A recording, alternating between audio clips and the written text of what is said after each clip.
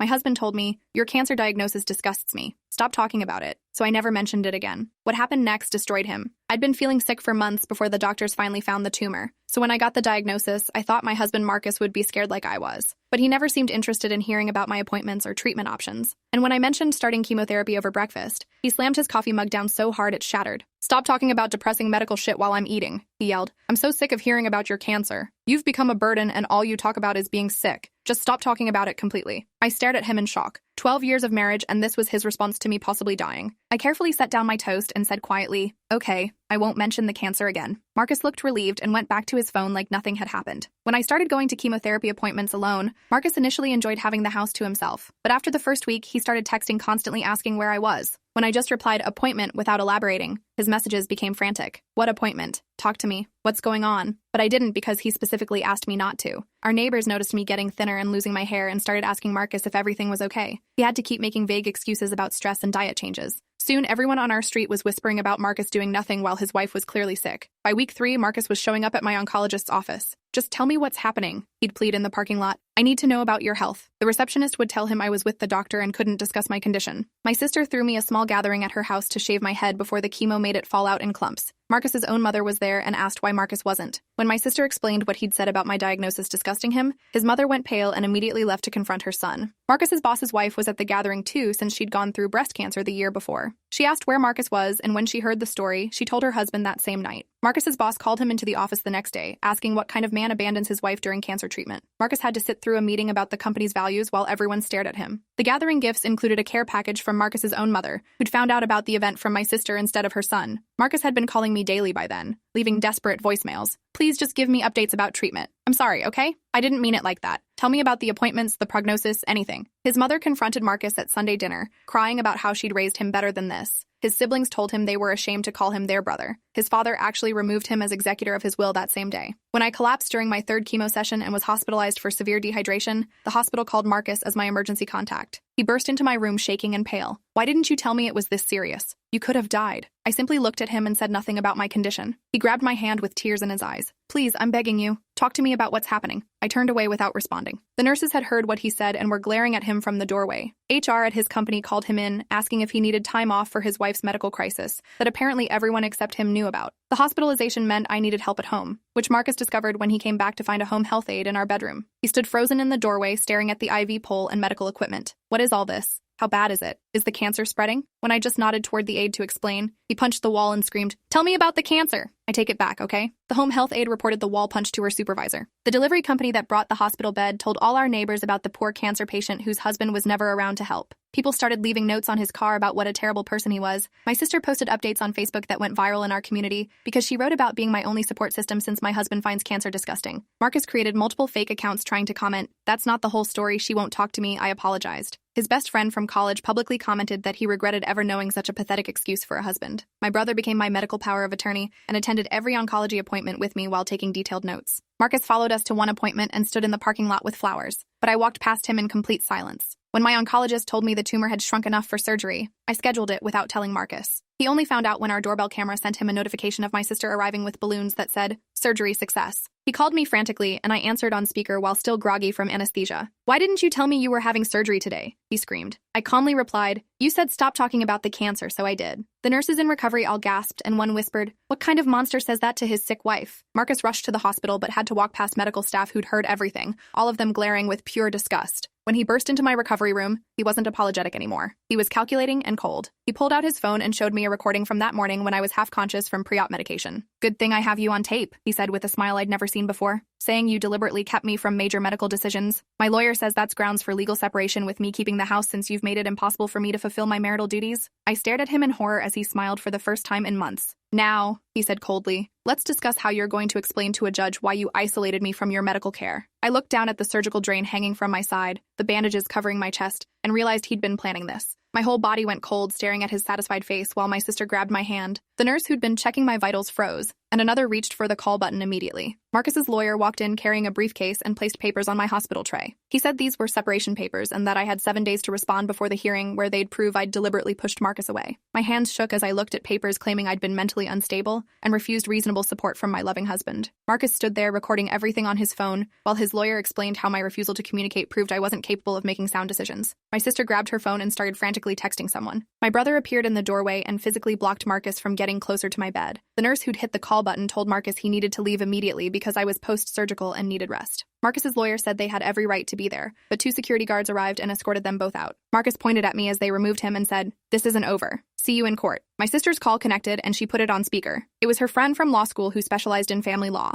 The lawyer's name was Patricia Chen, and she said she'd be at the hospital in 20 minutes. That evening, Patricia spread Marcus's recording and the separation papers across my hospital tray. She listened to the recording 3 times, then looked up at me with a grim expression. "He's been planning this," she said, "but he made mistakes." She explained that recordings made when someone is under the influence of medication aren't admissible in court. Patricia pulled out her laptop and started building our defense. She wanted copies of every text Marcus sent begging me to talk after he told me not to. Screenshots of my sister's Facebook posts about being my only support, statements from every medical professional who witnessed his absence. My sister already had a folder ready with months of documentation. Patricia spent 4 hours at the hospital documenting everything, including statements from nurses about Marcus's threatening behavior. She made notes about his mother attending my head-shaving gathering and his complete absence from treatment. She photographed the wall he'd punched at our house and got statements from our neighbors about his behavior. 2 days after my surgery, Patricia called to warn me that Marcus had filed an emergency motion claiming I was mentally incompetent due to cancer affecting my brain. He was asking for control of our joint assets in the house. She said he was going for the throat and we needed to be ready for anything. My brother came home from work furious because Marcus's coworker had asked if it was true I'd refused all treatment and was choosing to die out of spite. Marcus had been telling everyone at his office that I was suicidal and wouldn't let him help. The lies were spreading through his whole company, and people who didn't know the truth were feeling sorry for him. Patricia filed our response Monday morning, including sworn statements from 5 nurses who'd witnessed Marcus's calculated behavior in my hospital room. She subpoenaed our doorbell camera footage showing Marcus leaving every morning at 6 a.m. and returning after midnight throughout my entire treatment. The footage showed him walking past my car in the driveway, knowing I was too sick to drive myself to appointments. We included bank statements showing Marcus had withdrawn $15,000 from our joint account the day after my diagnosis. Patricia traced the money to a vacation rental in Miami, where Marcus had spent a weekend while I was getting my first chemotherapy infusion. He'd gone to the beach while poison dripped into my veins. Marcus's mother called me sobbing. She said she had no idea Marcus had actually said those words about my cancer disgusting him. She'd believed him when he claimed I was pushing him away and being irrational from medication. Now she knew the truth and offered to testify against her own son. Patricia was shocked because having his mother on our side would devastate his case. The oncologist who'd treated me for 6 months wrote a detailed letter for court. She stated that throughout my entire treatment, Marcus had never attended a single appointment, never called for updates, and never once contacted the office with questions. She wrote that my sister and brother had been my consistent support system and that Marcus's absence was notable to everyone on the medical team. That night, I was resting when my phone exploded with notifications. Marcus had posted in several men's rights forums about his wife using cancer to manipulate him and turn his family against him. He wrote that I'd exaggerated my illness to gain sympathy and was now trying to steal everything in the divorce. Within an hour, I had dozens of hateful messages from strangers. Men I'd never met sent threats about what happens to women who lie about cancer for attention. Someone found my LinkedIn and posted my information saying I was faking illness to rob my husband. Another person posted photos of our house from Google Maps with our address visible. Patricia filed for an emergency restraining order that same night. The judge who reviewed the evidence was a breast cancer survivor herself. She read through the social media posts, the threats, the medical records showing Marcus's complete absence. She granted the restraining order immediately and ordered Marcus to remove all posts within 24 hours or face contempt charges. She also scheduled an emergency hearing for the following week. My sister spent days creating a timeline of Marcus's behavior. She'd gone back through his social media from when I first got diagnosed. His early posts never mentioned my illness at all. When friends commented asking how I was doing, he either ignored them or gave vague responses about me being dramatic. During my treatment, he posted photos from bars, golf courses, and a beach vacation. She found posts where Marcus's friends offered support, and he replied saying, "It's not that serious," and "she's milking it." The contrast was devastating when laid out chronologically. She printed everything in color and organized it in a binder with tabs for each month of my treatment. Patricia said it was the most damning evidence she'd seen. Marcus's lawyer filed a motion demanding all my medical records, claiming they needed to verify my diagnosis was real. The motion suggested I might be faking cancer or exaggerating symptoms. Patricia fought it viciously, calling it harassment of a cancer patient. The judge was furious and denied the motion, adding sanctions against Marcus for filing it. At the emergency hearing, Marcus showed up in an expensive suit looking confident. His lawyer argued that I'd deliberately isolated Marcus and made it impossible for him to be supportive. Then Patricia played the doorbell camera footage. 6 months of Marcus leaving early and coming home late. footage of him stepping over medical supply deliveries without bringing them inside, video of him driving past me struggling to get from the car to the house after chemotherapy. The judge's face got harder with each clip. When Patricia played the audio recording from the hospital where Marcus threatened me post-surgery, the judge actually leaned back in her chair and closed her eyes. Marcus's lawyer tried to object, but there was nothing to object to since Marcus had recorded it himself and provided it as evidence. Patricia presented Marcus's browser history that his lawyer had been forced to turn over. He'd been searching how to prove incompetence and getting power of attorney from sick spouse and cancer divorce settlements 2 weeks after my diagnosis. He'd been planning to use my illness against me from the very beginning. The timestamps showed he started researching divorce strategies the same day he told me my cancer disgusted him. The judge ordered immediate psychological evaluations for both of us. Mine came back showing appropriate stress responses to cancer diagnosis and treatment, but no mental illness or incompetence. Marcus's evaluation revealed narcissistic personality disorder and antisocial traits. The psychologist wrote that Marcus viewed my illness as an inconvenience to his lifestyle and showed no genuine empathy or remorse. Marcus's employer finished their investigation after employees came forward about his behavior. He'd been telling different people different stories about me refusing treatment, being suicidal, having brain damage from cancer, and refusing his help. They fired him for creating a hostile work environment and using company resources to spread lies. The termination letter cited damage to company reputation. Without a job, Marcus couldn't pay his lawyer. The lawyer filed a motion to withdraw from the case, but the judge denied it, saying Marcus had created this situation himself. The lawyer had to continue working without payment, and you could see him getting more frustrated at each hearing as Marcus kept making things worse. Marcus's father called Patricia's office and asked to testify.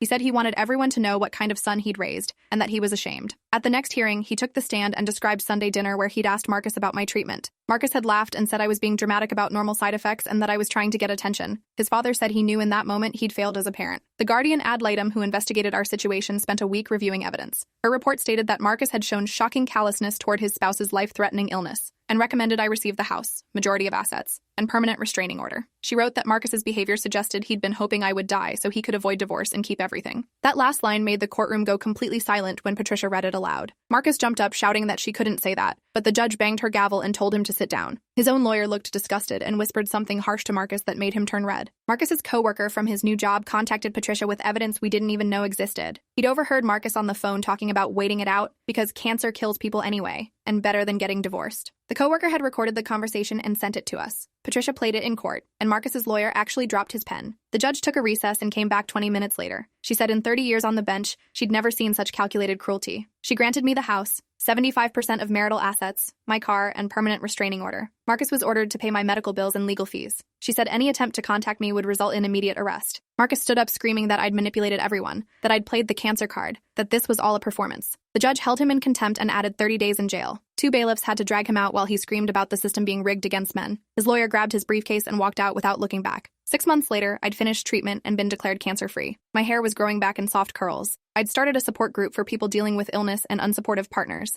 Marcus sent letters from jail that I forwarded to Patricia unopened. He violated the restraining order when he got out and went right back to jail. His mother visits me sometimes and apologizes for raising someone capable of such cruelty. I tell her it's not her fault because some people just show you who they really are when you need them most. She set up a trust fund for my future medical care using money from Marcus's inheritance that she'd promised him. She wrote him out of everything. 2 years later, I was healthy and strong. I'd started dating someone I met at the cancer survivor group who understood what it meant to fight for your life. Marcus was still trying to appeal the divorce settlement, but every judge denied him. He'd lost his career, his family, his reputation, and the house because he couldn't stand hearing about cancer. Sometimes doing the right thing means protecting yourself from people who can't love you through hard times. I chose myself when Marcus tried to use my illness as a weapon, and I'd make that same choice again every time. Looking back, that moment when he told me my cancer disgusted him was the moment our marriage really ended. I just didn't know it yet. But taking his words literally and giving him exactly what he asked for exposed who he'd been all along, a man who loved his comfort more than his wife's life. And honestly, I'm grateful he showed me the truth before it was too late.